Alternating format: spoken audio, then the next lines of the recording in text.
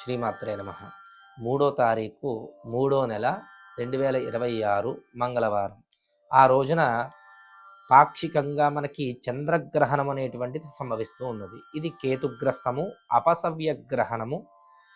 ఈ యొక్క గ్రహణము పింగళవర్ణ రూపంలో ఉంటుందని చెప్పేసి శాస్త్రం చెప్తూ ఉన్నది.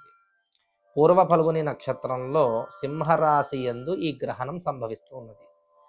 ఈ గ్రహణము మధ్యాహ్నం 3:19 ప్రారంభమై సాయంత్రం 6:47 వరకు కూడా కొనసాగుతూ ఉన్నది.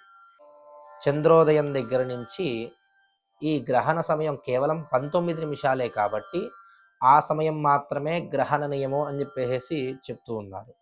కానీ సాధకులు ఉపాసకులు ఎవరైతే ఉంటారో వారు ఖచ్చితంగా మధ్యాహ్నం 3:40 దగ్గర నుంచి వారి యొక్క నిత్యానుష్ఠాన కార్యక్రమాలన్నీ కూడా చేసుకోవాల్సి ఉంటుంది.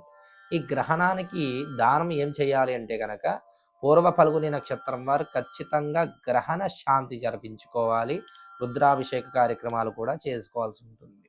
అలాగే మఖా నక్షత్రం వారు అలాగే సింహరాశిలో ఉన్నటువంటి ఉత్తర ఫల్గుని నక్షత్రం వారు కూడా ఈ గ్రహణ దోష పరిహారార్థము గ్రహణ దానము కిలోంపావు బియ్యము, కిలోంపావు ఉలవలు, సర్ప ప్రతిమ వెండిది, అలాగే వెండిది చంద్ర ప్రతిమ, ఇవన్నీ కూడా కలిపి ఒక రాగి పాత్రలో నెయ్యి నింపి ఇవన్నీ కూడా బ్రాహ్మణులకి దానం చేయాల్సి ఉంటుంది. తద్వారా ఈ గ్రహణం యొక్క దోషం పోయి మనకి చంద్రుడి యొక్క అనుగ్రహం కలుగుతుంది.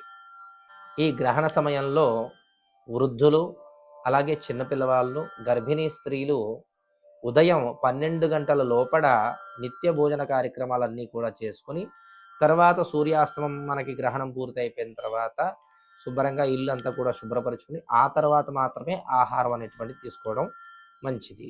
దేవాలయాలు యథావిధిగా ఉదయం నిత్య పూజ తర్వాత దేవాలయాలన్నీ 9 గంటల లోపల మూసివేయబడతాయి. తర్వాత మరలా 4వ తారీఖు సంప్రోక్షణ తర్వాత పునః ఈ దేవాలయాలన్నీ కూడా తెరుచుకుని నిత్య పూజా కార్యక్రమాలు, దర్శనాలు అనేటువంటివి జరుగుతాయి. శ్రీమాత్రే నమః.